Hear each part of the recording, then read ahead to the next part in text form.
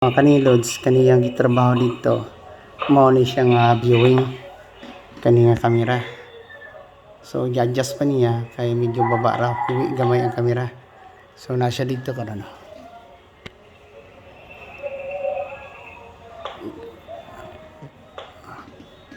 So mao ni siya nga kamera. So mao na siya tong nagtao na dito. Nara dito sa ubos pa kay nag-adjust pa mis kamera. Pero gamay na lang. Baliktad. Baliktad. Oops! Tao na. Goods na. Ilak na. Goods na. So, okay na. Goods na ang viewing niya. Kuha na din sa gawas. O, dili po sa sulod. Kanids.